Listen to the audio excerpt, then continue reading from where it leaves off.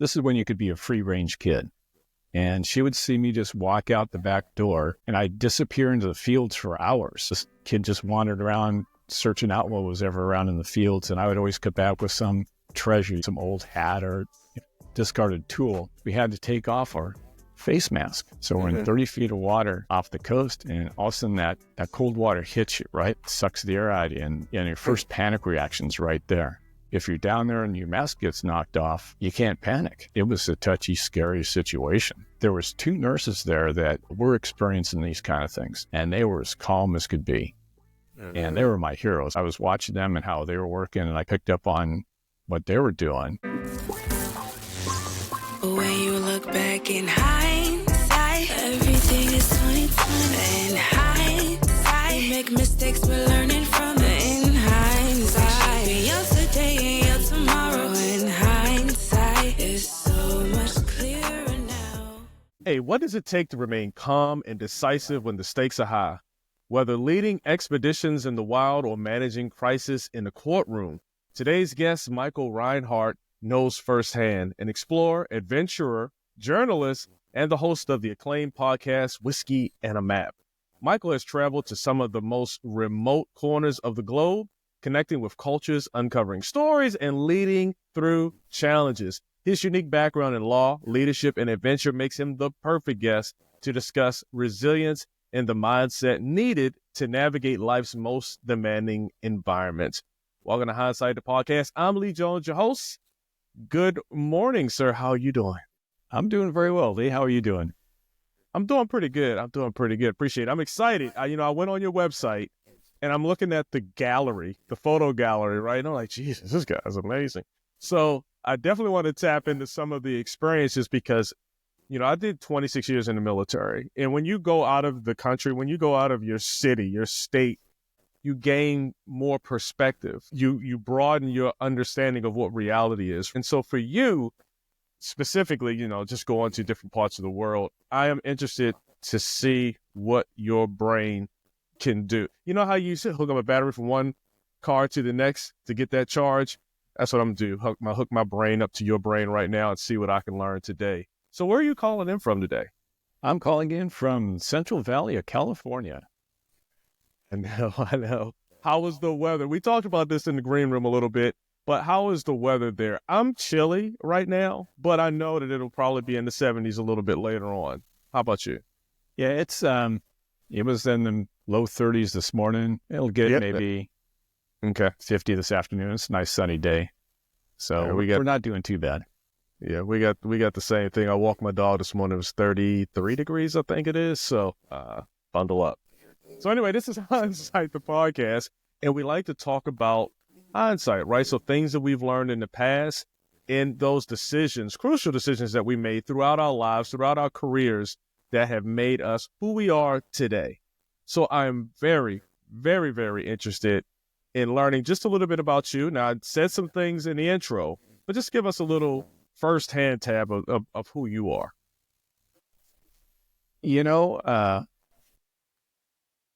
One of my mom's favorite stories was when I was a real little kid. I mean, maybe 4 years old, real small. And we lived down in Southern California in Thousand Oaks before it got built up. And there were ranches all around. And this is when you could be a free-range kid. And she would see me just walk out the back door, and I'd disappear into the fields for hours. And just, this kid just wandered around, searching out what was ever around in the fields, and I would always come back with some treasure, some old hat or discarded tool. And I've just been doing that ever since. It's just for whatever reason, I just want to go out and see what's out there. Experience other people, hear their stories. And as you mentioned, when you go overseas, it really broadens your horizon. It deepens your understanding of life and people, and puts things really in perspective. When you go overseas and, you can't drink the water, and you're in, places where, people are dropping with different types of diseases and so forth, and then you come back and it's always a miracle that you can turn the tap on and actually drink the water. Isn't And, it? I always come back and I'll hear somebody complaining at Starbucks that their mocha latte, whatever, isn't the correct temperature. I'm just saying, geez, I just came back from somebody living in a dirt floor hut where there's no electricity, and having clean water is just a miracle. So, it's that kind of experiences that I think drives me to go out and pay the price to engage in these, adventures, expeditions. But, like you say, the rewards, and I'm sure in your experience, it's I think it deepens your soul. I think that's it. Absolutely. All right. So in that vein, what is an important lesson that you learned early on in your life? And it sounds like going out and finding those treasures when you went out, but something that you still carry with you today. Curiosity. I think that's it. It's just love it. Being curious. Like last month I was in Morocco, and I was traveling by myself. I had guides with me, but being curious and interested in people opens up a lot of doors. And I had we call them Berbers, but the correct name is Amazigh. Hospitality is a religion to them. And when you were traveling by yourself, they embraced you, they brought you in. And, I asked them stories about their lives and their customs and their, what they think about things. And that's, I guess, kind of drives what I do. And I'm not sure if I answered the question, but that's sort of the curiosity. Yeah, curiosity. Absolutely. Curiosity kills the cat. Many times it does. Right? You know what I mean? So how do you balance that? Being curious, but also, you're traveling, you're going different places, and you talk about tap water. How do you balance the being curious versus being cautious and safe at the same time? Experience and preparation. There you go. Nobody climbs Mount Everest on day one. If you want to be a mountain climber, you have to start just hiking up hills and gaining experience, gaining knowledge, gaining resilience in being able to do it, understanding of the risks. And then when you start understanding the risk, you understand how to engage in risk management. So something that appears almost undoable at the end of that journey is only doable because you go on that journey and you prepare yourself. So it's more of a process of just extending yourself a little bit more and then a little bit more, but understanding that there are risks. So you have to be smart about it and mitigate the risks. What are the medical issues? What are the crime rates there? Is there political unrest? So you have to be smart about it, but you learn to be smart about it because you've made some dumb mistakes in hopefully lesser situations, but you learn, I got all kinds of scars from making dumb decisions, but all those scars kind of help me make a little bit better decisions so I don't take to make the really bad decision and not come home. Yeah. If you know off the top of your head, how many countries have you visited? Or you can estimate. At least a dozen, I would think. Oh, nice. Okay. I don't know why I feel like I'm crying. My eyes are running. Hey, what was one of the most challenging situations that you faced during your travels, and how did you overcome it? Oh, the Eco Challenge Borneo was the most difficult thing I have ever done. And Eco Challenge. What is the Eco Challenge? Borneo? Back in the day, it's a adventure race. And oh wow! Okay. So it's a race that covers, I think we covered 300 kilometers. It's a race where you're hiking, running, kayaking, mountain biking, mountaineering. In Borneo, we were also sailing and and did some scuba diving. And it's a point-to-point-to-point race, 24 hours. There's no breaks, no rest. Those are things that you have to factor in and strategize about. Yeah. But Borneo was spectacularly beautiful, and the heat and the humidity of the jungle was just spectacularly impressive. I'm real good at altitude. It doesn't seem to affect me as much, but when I get into that jungle high humidity, it just is a killer. It just zaps me.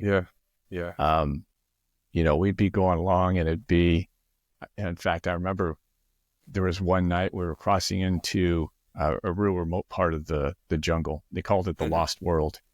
And it was, I don't know, somewhere around midnight. And as we were coming down into that valley, it was thick fog. But imagine this, it's about 100 degrees temperature. You're walking into 100% humidity. And as we just descended down, and you have all the ferns and the plants, and it does look like the Lost World.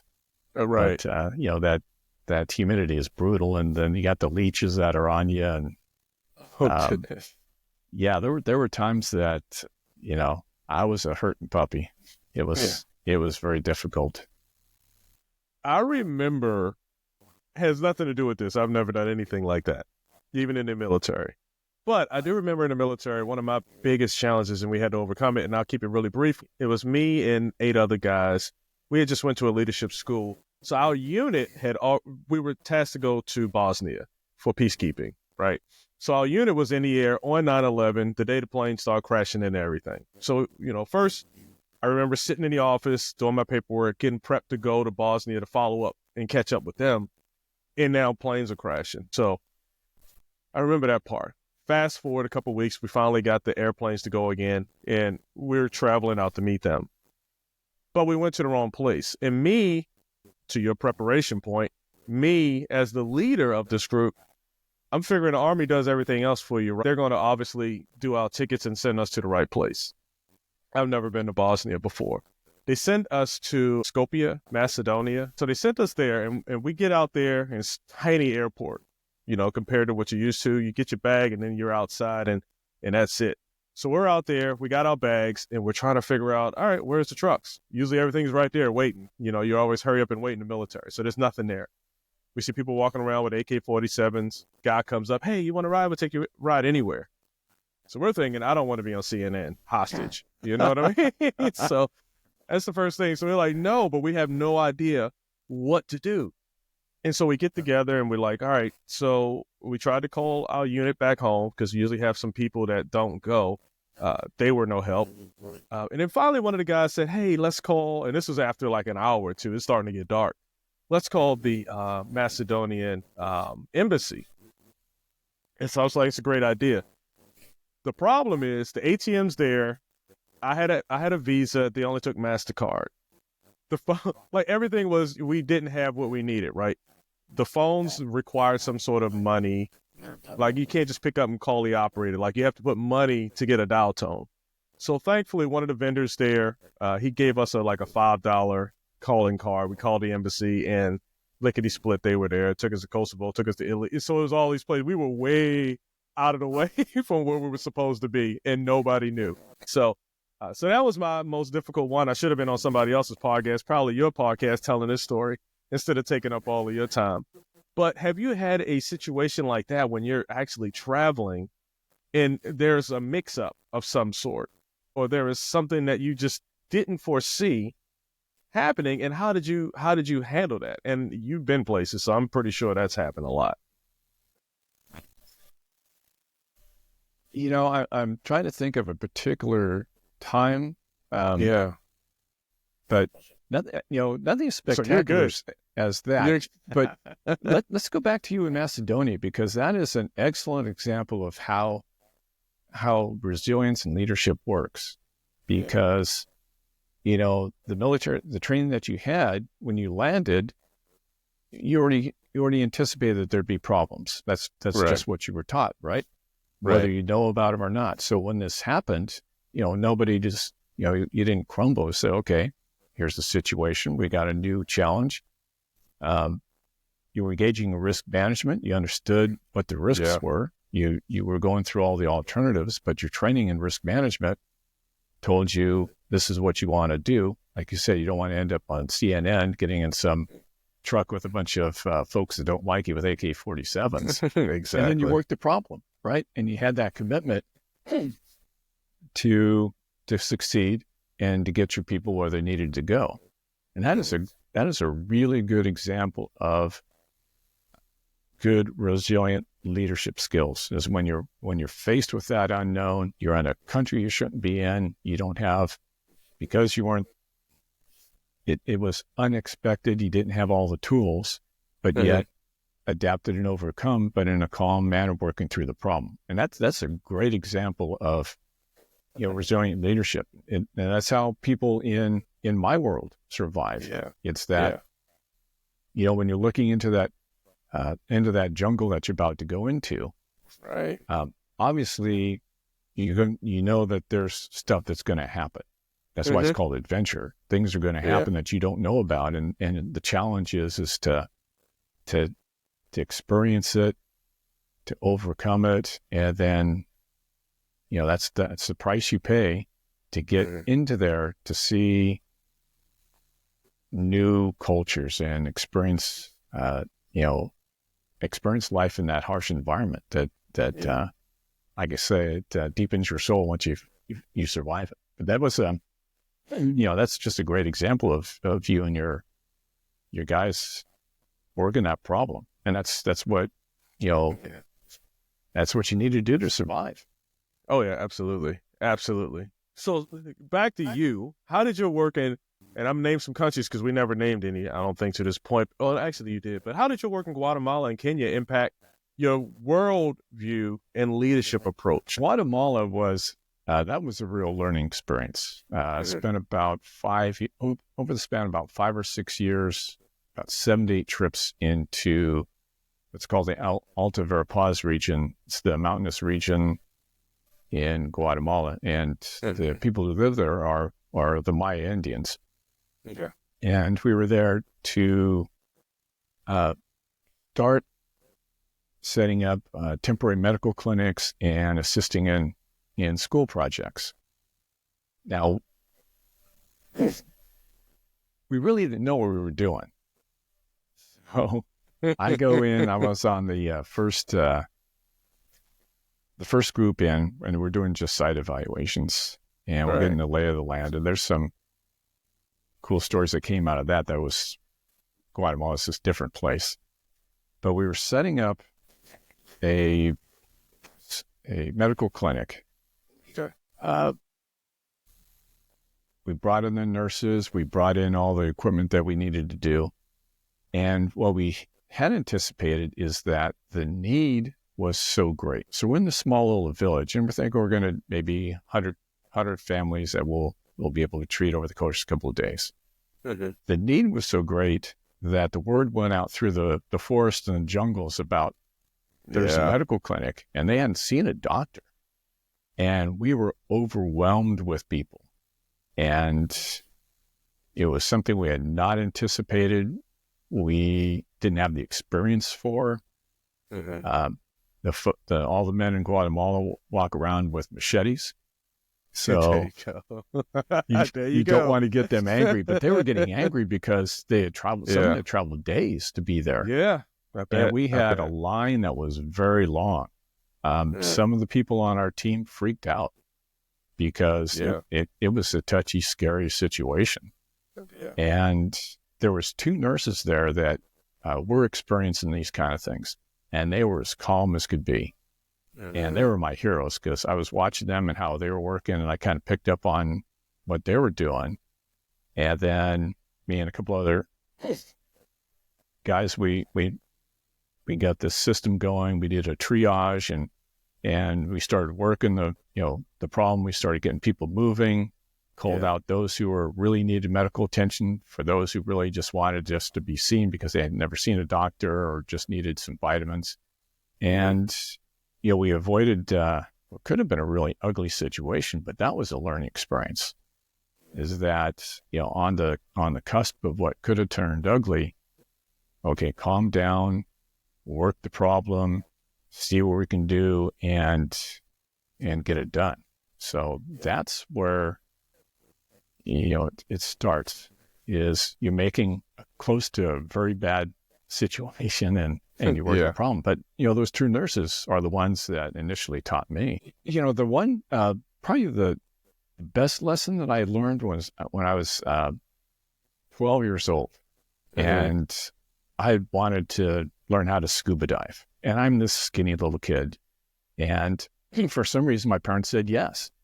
And the person who taught the scuba course for me was this old, to me at the time, old retired Navy diver. And if you just picture what an old retired Navy diver would look like, that would be him. He'd be in the dictionary on that. Big, gruff, kind of guy. And when we were doing the course, he would come up, we'd be in the pool practicing something.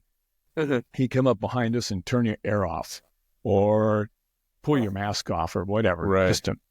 But what he was teaching us is things are going to happen that you don't expect. You got to learn how to react, because if you're down deep and you panic and you shoot up to the surface, you die. So, depending on your depth. So he was teaching us this, and me as the 12-year-old kid who, this is all brand new, eyes are big, and skinny little kid. Yeah. And his checkout dive was really good. He took us out off the coast there, and as you know, the water off California is cold. Yeah, very. And so we go out on the checkout dive, and what he had us do is we dove down to the bottom. We were about maybe 40 feet of water in a kelp bed, and the water is really cold. It's low 50s. In fact, he had a thermometer on his watch, and he showed us. So it was pretty cold. And then he motioned us. We had to take off our face mask. So we're in 30 feet of water off the coast, and all of a sudden that cold water hits you, right? As it sucks the air out of you, and your first panic reaction's right there. And that's what he was testing is, okay, if you're down there and your mask gets knocked off, you can't panic. And then the next thing was, with our mask off, we had to follow him through the kelp bed. And the kelp bed is basically a forest underwater. So we're going in and out through the kelp. And you without a face mask, you can actually see enough underwater and follow him. And so, I passed, and we come back on the beach, and I'm taking off the equipment. And the equipment weighs probably as much as I did at the time. Yeah. And he calls me over, and while he was down there, he had knocked off some rock scallops. And he called me over to a sink where he's cleaning the rock scallops. And then this big old gruff guy, hands me one of these rock scallops to eat, one of these raw rock scallops, and sort of a rite of passage. And he goes, "Kid, I never thought you'd make it." And,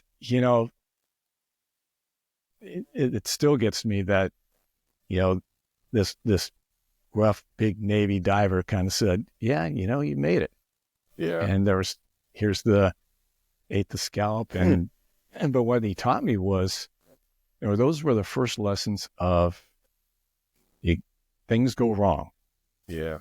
You got to anticipate that they're going to go wrong. And when they go wrong, you can't panic. You just got to work the problem and be committed to overcoming whatever comes up. Yeah, that's a really good example. I remember when I was younger, probably my teenagers, when I started to drive, and I was living on the East Coast at the time in Maryland. So during the wintertime, we have snow, we have ice. And one of the lessons that they teach you is, if you start to slide, turn into the slide, right? Or turn into the direction that your car is going. And it goes against all your natural instincts. If you're sliding into, like in my instance, towards the curb, you want to go the opposite way to try to get away from it. And I remember actually getting into that situation, and just like taking the hat off and getting cold, you had to take that moment to assess, remember your training, wax on, wax off. And then you go through it, and then you learn, and then you stay calm.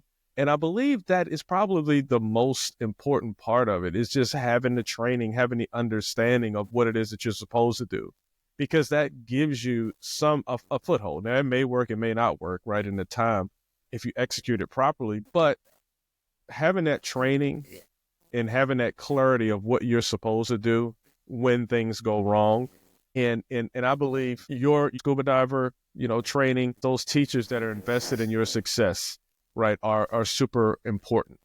But I want to go back really quick to those two nurses, right? And you said you followed them. They had some experience in it. You didn't know what was going on, or you didn't know what to expect.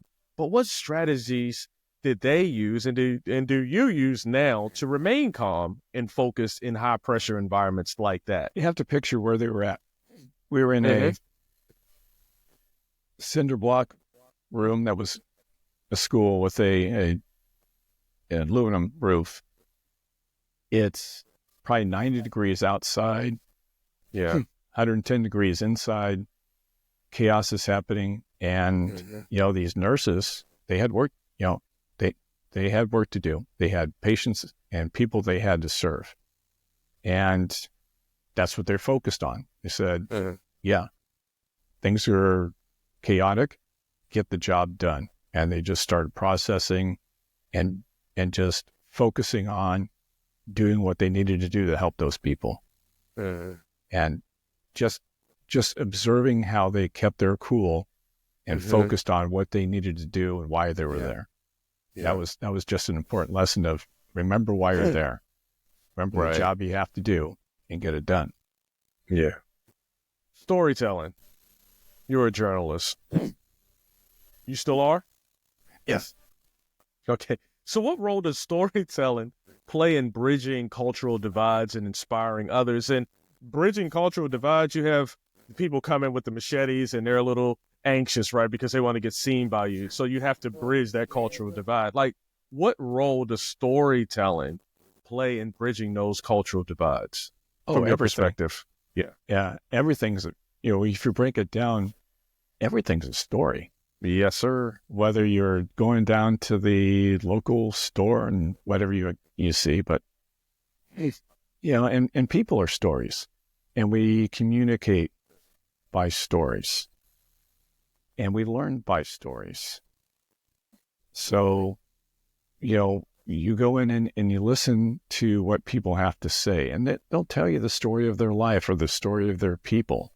Like the Amazigh, what I learned in Morocco, they had been there for forever, since prehistory, and they were very proud of it. But they had been conquered and invaded by Greeks and Romans and Arabs and French and everybody. But their story was, they always survived. They always kept their cultural identity, and they were very proud of it.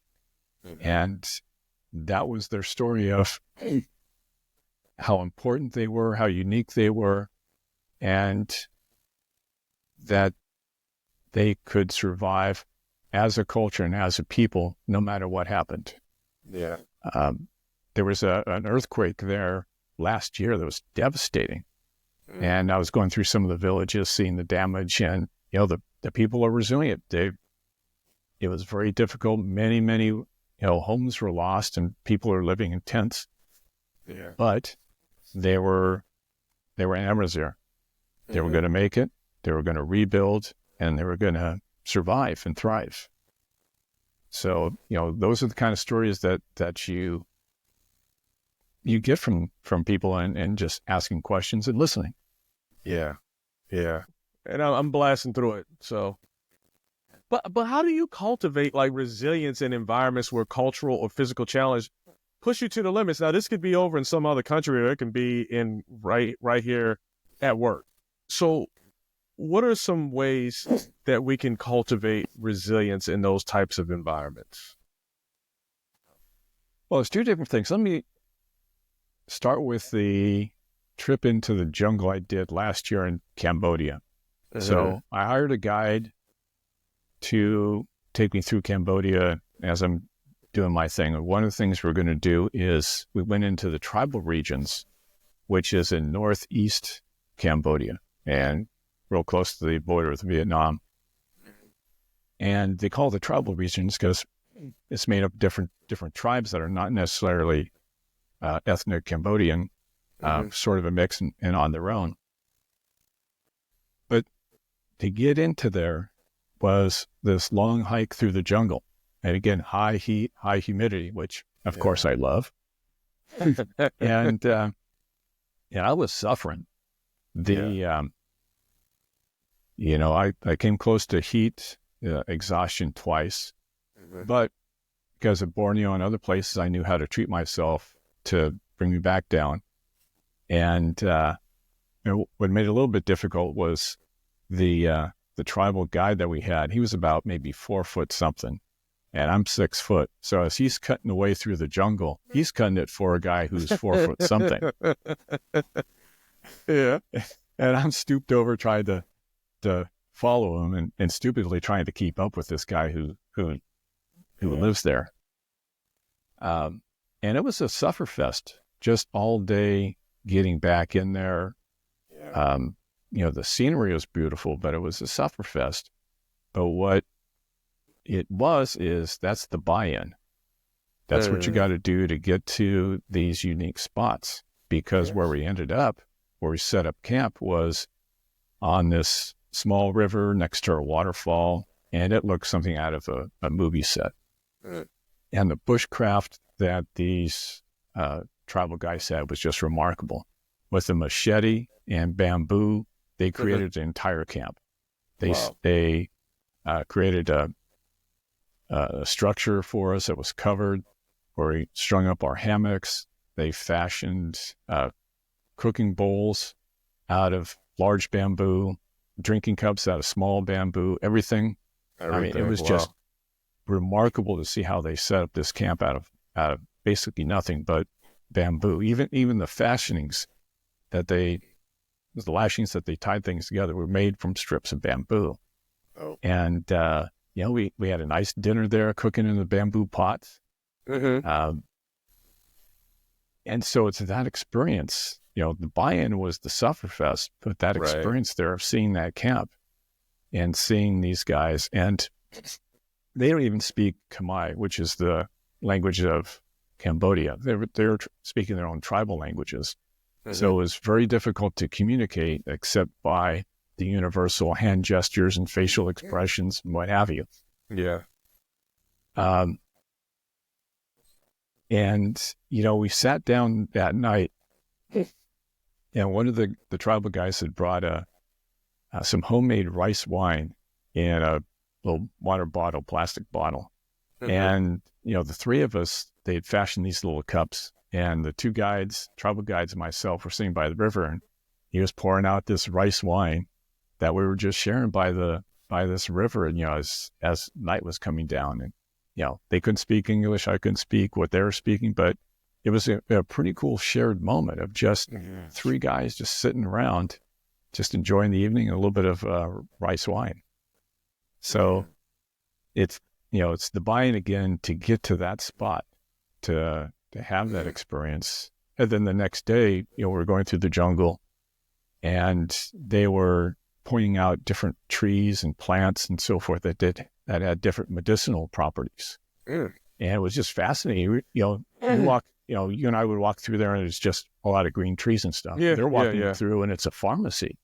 Wow. And there was even this one plant that the guy showed us that if you take the leaves and you crumble them up, if you have a bleeding wound, you put these leaves in it, and it stops it. It's a coagulant. And probably in the military, you probably have those packs that, if you have bad wound that you put this in. They had it right there from this plant. Yeah. So, kind of make a long story longer, I guess. It's, you have to get yourself to the point where you can do that. You got to get yourself to the point where you're committed to doing that, to getting through that sufferfest because it puts you in a spot that then you get to experience these really cool people and experiences. Yeah. So but you have to prepare for it. You just can't do it the first day, but it's well worth the process. Yeah. I remember we went to Japan and did joint training with the infantry Japanese soldiers. We're different to them. They're different to us. And we had this culminating event one evening where we had to run up this mountain. And I say mountain, it was like a big hill. It was pretty steep, but it wasn't like Mount Everest, anything like that. But we ran up this mountain.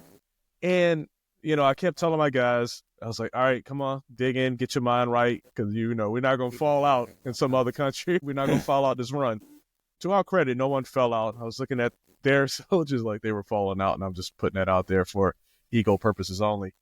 But we came down, and we kind of celebrated as a group, Americans and Japanese soldiers. And then that evening, and this came to my mind because you were saying I didn't speak Japanese, and a lot of them didn't speak English. And we came together that evening, and we had this party that they set up for us. And there was a lot of laughing. And what I realized in that moment, because this was early in my military career, like we are damn near all the same when it boils down to it. Now, houses may look a little different. We may drive on the opposite side of the road, little nuances. But as a whole, as a bottom line, like we're more alike than we are different. But nobody could speak the language. We had some interpreters there, but they were 1 to like 100 people. So we really didn't have any interpreters. But the point is, we went through that adversity that sucked because it was hard running up that hill. We did it together, Japanese soldiers, American soldiers, and we came down, we celebrated together. We got to that point you mentioned, and then we were able to build that relationship even further. Now, here's my question to you after that long story. What lessons from your experience as an expedition leader can be applied to building resilience in everyday leadership roles? Now, to survive on these expeditions, you have to be a good decision maker as the leader. If you make a bad decision, somebody gets hurt, somebody could die. Mm-hmm. So that really sharpens the focus of what the leader has to do. And a good, resilient leader, successful leader, first and foremost, has to start out with the understanding that things will go wrong. Mm-hmm. Not if, not might. Things are going to go wrong. And some bad things could certainly happen. When you start out with this sort of framework, you're not surprised when they happen. You don't like that they're happening, but you're not surprised. In fact, that's why you're there. As the leader, it's your job to handle those moments. Otherwise, you could just use a manager. The leader is there for that precise moment when things go wrong. When people's lives are on the line or business is on the line, that's your job. That's when leadership is called upon to come forth. Now, having that in mind, then that process causes the leader to then go, okay, bad things could happen. I'm responsible for my people. Now I got to engage in risk management. I got to make sure my people are trained. I got to make sure I've done my intel work for where we're going to go. Do we have the right equipment? Try and figure out all the things that need to be done in order to mitigate risk. Now, when I was in climbing school, they put it pretty succinctly. You can measure risk by the risk of fall versus the consequence of fall. Mm-hmm. So the higher the consequence of the fall, the higher the risk. So you need to do mitigation, such as clipping into ropes and things like that you need to, risk management. Mm-hmm. That leader needs to make sure that he and his people have engaged in appropriate risk management for what they're facing, understanding that bad things are going to happen. Now, you're not going to know exactly what's going to happen, like landing in, some country you were never scheduled to be in. Right. But once you have that, you understand that bad things are going to happen. It's your job to work it. You engage in risk management. Then you need commitment. And there are different levels of commitment. And the best way I could explain this is Cyril Dereau. He was a Frenchman. He's now a U.S. citizen. And he had a dream of kayaking by himself from California to Hawaii. And Cyril, a smart guy, he was doing everything he was supposed to. He was doing the training. He had talked to people about how to do it, people who had done similar things, got a special boat, everything that you would think you would needed to do it to succeed, he was doing. And he sets out to start this trip. And about 5 days out, this big storm hits. And it's tossing this little kayak around. And he threw out what's called a boat anchor, which is basically a parachute that adjusts the boat so that it keeps the boat facing the waves and you don't get swamped. Well, it's going up and down. There's 20, 30-foot waves coming, and he's getting knocked around in this little boat. And all of a sudden, his boat anchor gets wrapped up in its rigging. And now the boat's perpendicular to the waves, and he's getting tossed about. And he had a decision to make. He said, he thought about, okay, what can I do? And, he could jump in the water and try and untangle it. But he thought that was too risky. And then he decided, well, this is too dangerous. He called the Coast Guard. A couple hours later, they pulled him out of the kayak and rescued him. About a week later, he hires a boat to go out and to find his kayak. And what he found is the kayak was sitting there just bobbing in the water, perfectly fine. So he has this conversation with an experienced ocean kayaker from New Zealand who'd done something similar. And he asks Cyril, he goes, well, Cyril, were you prepared? And Cyril on the telephone goes, oh, I was prepared. I had all my equipment and I had my emergency procedures all done. I put on the suit, the rescue went, et cetera, et cetera. And the guy goes, but Cyril, were you prepared? And Cyril's getting a little, as he explained it, he's getting a little perturbed about it. He goes, yeah, I was prepared. I'd done everything. And the guy asked him again, he goes, were you prepared? And it dawned on Cyril that, well, no, he wasn't fully prepared because he had not, that level of commitment had not yet come into him. He hadn't reached that level of commitment that was needed to make such a perilous journey. Right. And so he went back, he kind of understood this level of commitment. And that level of commitment then dictated an additional level of risk management and training. Right. And so he sets out again. And he's going in, and he's about the middle of the Pacific, and a typhoon comes in.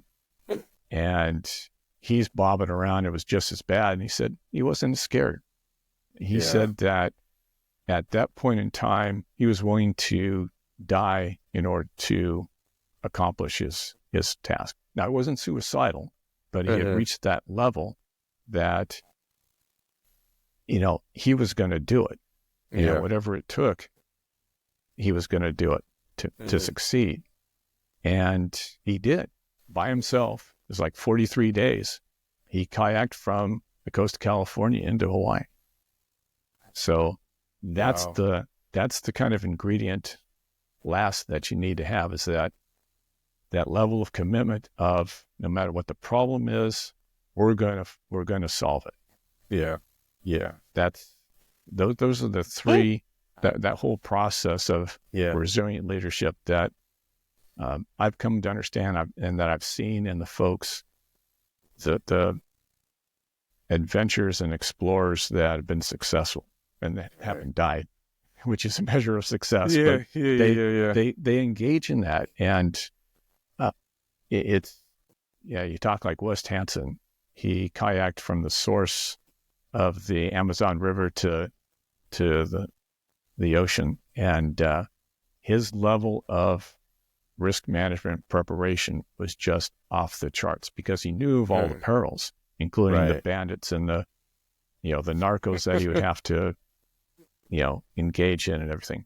But he was so good at it and he was so committed that he was able to kayak thousands and thousands of miles through some of the most treacherous land there is. So, yeah, that's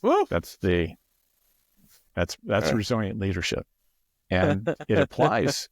It applies to a business. Yeah, there we go. Business people are making decisions with imperfect information. They can't know everything. That's just the way it is, and things will go bad.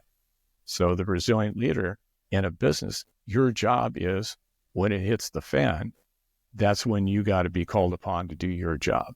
Day-to-day stuff, any manager could do it, but the leader's the person who has to step up like you did, gather your folks, work the problem, be committed to success, and take care of business and keep your business alive.